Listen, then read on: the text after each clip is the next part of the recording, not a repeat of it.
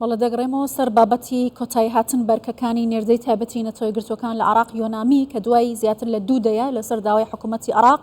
ئەنجومەنی یاسایشی نێودەوڵەتی دەنگی بە کۆتایی هاتنی ئەرکەکان یۆنامی لە ساڵی 2025 دا دیارە یۆنامی لە ساڵی 2023 لە عراقا ئەرکی ئەوە بووە کە چاودێری ڕۆژی سیاسی عراق و دروستکردنی ئاشتەوایی و لێکنزیکردنەوەی لایەنەکان و کۆمەڵک پرسی تایبەتی هەستیاری ناوخۆی عراق بکات بەڵام بۆچی لە ئێستادا داوای کۆتایی هاتنی ئەرکی یۆنامی کراوە کاریگەریەکانی چی دەبن لەگەڵ میوانەکەم لەسەرم بابەتە قسە دەکەم بەڕێز دکتۆر محەممەد ئەحسان ئەکادمیست و سیاست مەدار کە لە ئەمریکاوە لەگەڵما دکتۆر ئەم کاتت باش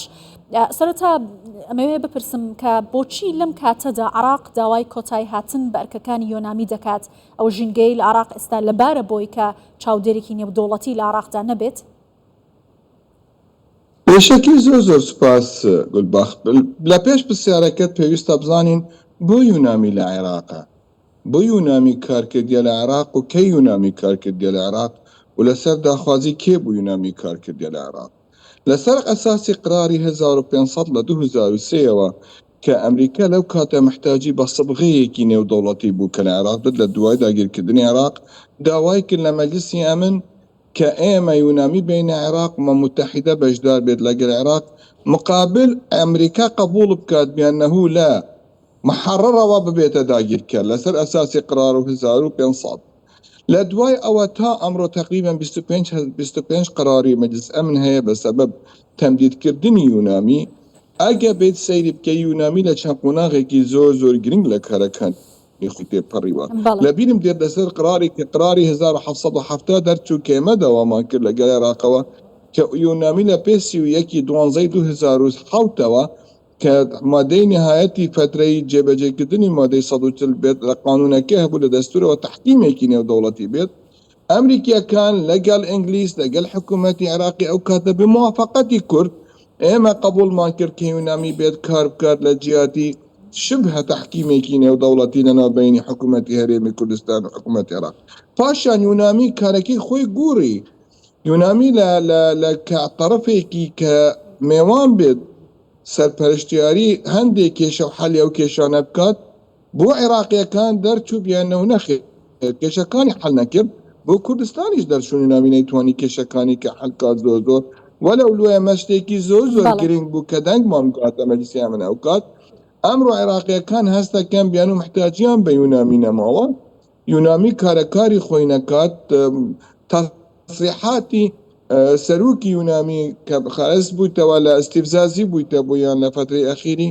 دەیانەوێ خۆیان لەو هەیکەلە تەنزیمەی ئومەمیە هەڵبگرن ینی التیزامەکەی پێن لە داوەکەیان جێبەجێ نەکەن یعنی کوتایی پێبێنن. ڕئیس وزەرا ساڵەیەکی ماوینارد و قبولیان کردیە بەڵام من دەخەی لە بۆچوونەکەی من واشتێکی زۆر گەورە نییە ئێمە زۆر گەورەمان کرد بۆ ڕۆڵی یۆنامی. باشە دکتۆر پێتان وایە هۆکارەکەی ئەوەیە کە عراق ئەڵێ پێویستی بە یۆنامی نییە یا لەو راپۆرتانەی یۆنامی دەترسێت کە بەردەوام ڕخنە لە عراق دەگرێت سەبارەت بە دۆخی ناوخۆی عراق بەگشتی؟ نەخێر لەو راپۆرتانەی یۆنامیە ترسێت لەبەر هەر جارێک نهاتی ساڵ کە تەمدیدی یۆنامی دێتەکردن کاری یۆنامی دێتەکردن لە عێراقەوە راپۆرتەکانی حیابردنی حکوومەتی عێراق عیب و عارەکانی دەرەکات بەڕاستی ئەوان تەقبولی ئەمە ناکەن. ئەمە لە ناحیەی سیاسیەوە بەڵام لە ناحیەی قانونیەوە حقیقت ئومە متحیدە هەر ئەمێنێ لە عێراقەوە دام و دەستگاکانی متحیدە هەر بوو چوونیان هەیە عێراقەوە ڕایەکەی هەر هەیە. ئەمە هەمووی دەستی پێکرد کە ڕوژی عێراق کە ئێمەش دەورێکمانتیا هەبوو کە قبولمان کرد کە عێراق دەربچێ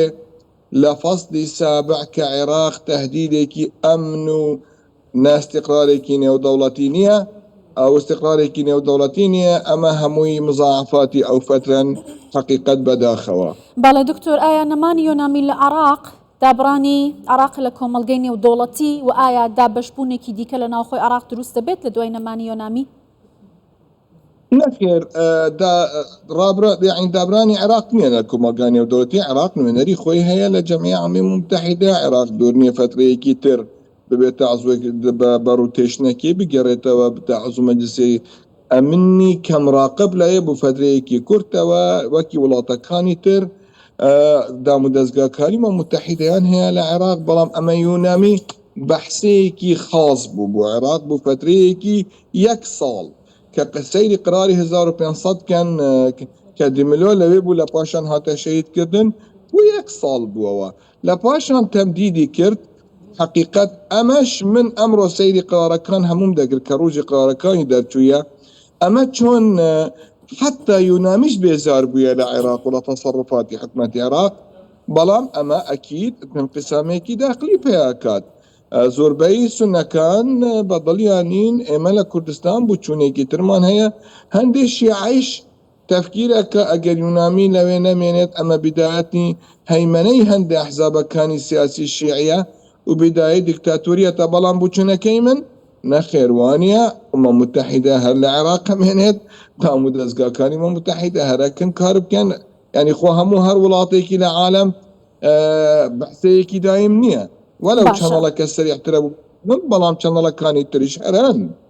باشە دکتۆر پەیوەندی یۆنامی بە هەرێمی کوردستانەوە چۆن دەبینن یۆنامی پەیوەندیەکی باشی مجاملاتی باشی هەبێت بەڵام بێ ئەگە بێ سەیری کە حقیقت بلەخەس ئەم 4-5 ساڵانەی ئەخیری هیچ ماعەدا شتێکی مجاملات هیچ یونامی لە کوردستانی نەیکردیە بە بەسەراحەت قسە بکەین من باسی من تووجێکم ڕاستە نوێنەرەکەی دەهاتە کوردستان قسەی خۆشی دەیکرد دەچووە متحیدە دەیوت ضروریەتی حەلی کێشەکانی هەولێر و بەغایە بەڵام قبزەکە لە ئەخیری نەتیجەکەی لە ئەخیری شتێکی وان نەبوو تاکو پێی بڵێ وڵا یونامی وای کرد لە بیرم بێت کە یەکەم کۆبوونەی یونامی کە لە دیمستۆرە حازر بوو من بووم جەنابی بەرەحمەت بێ مام جەلال بوو دکتۆر بەرهەم بوو کاک سەرۆکی هەرێم بوو کاک نێچیروان بوو ئەمڕۆ لە سیاقەتەکەی کە باسی کرد وتی ئەم کێشە حەڵەکەین within 6 months خلالی 6 مانگ لەو ڕۆژە بووم دەرچوو بیان و ئەمان نەخێر کارەکیان وانە ئەمریکیەکان و نامی بەکاری هێناوە تاکو سەبغەیەکی دەشتەکانی خۆیان بکەن کێشەکان حل ناکرد من باسی 2010 دەکەم ئەمڕۆ 2025 بە عینی زمان بە عینی لەحن بە عینی سەلیقە قسەکەن و هیچ شتێکیش نەهاتە حەلکردن لەو کێشانەی کەنەناوبینی هەرێم و بەغایە بە یارمەتی دانی یونامی بەڵام شتی باشی یونامی ئەوە بوو دەیتوانی مەسجی کوردستان بە وزوحی بە بەغا بگەینێت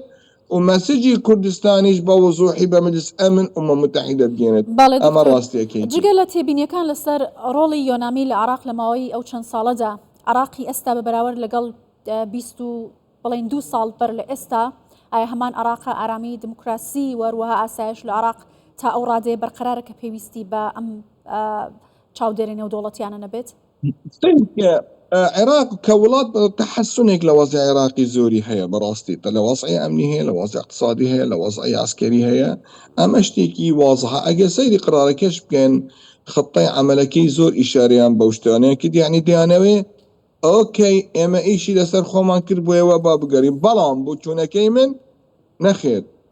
ئەمان عێراق بەرەو قۆناغێکی ترە چێ هەڵبژارتن تازە لە ئارایە بەڵام سیر کە ئەگە قرارەکە سەباوردی سەیری بکەین ئەو شتانەی هەر عێراق داوای کردیە یونامی بمێنێت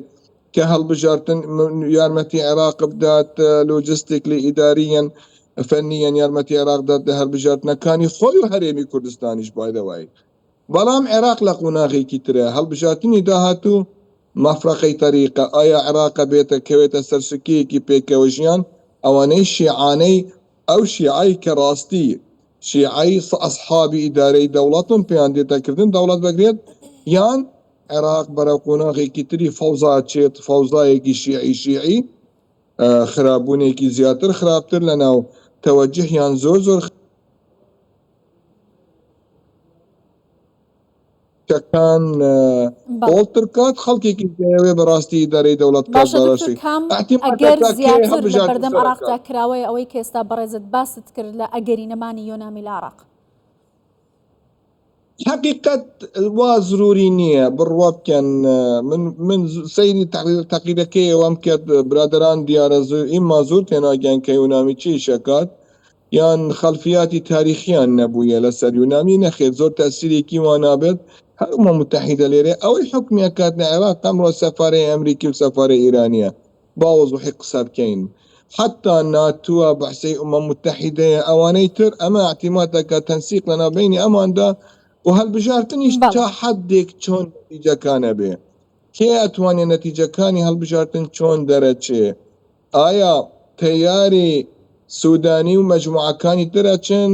یان نە بەڵام ئەو شتەی کە ئەم فترە ڕووداوە لە عێراق حقیقی ئەو قسە بوو کە جارانمان دەگوت محکمەی اتحادی ئەو سەلاحیەتان نییە ئەمڕۆ دەمانگوت محکمەی اتحادی ئەگەوە بچێت ئەبێتە کاریسە بۆ شیعەکان چۆن بووە سەر ئێش بۆ کورد و سنە ئەمڕۆ محکمەی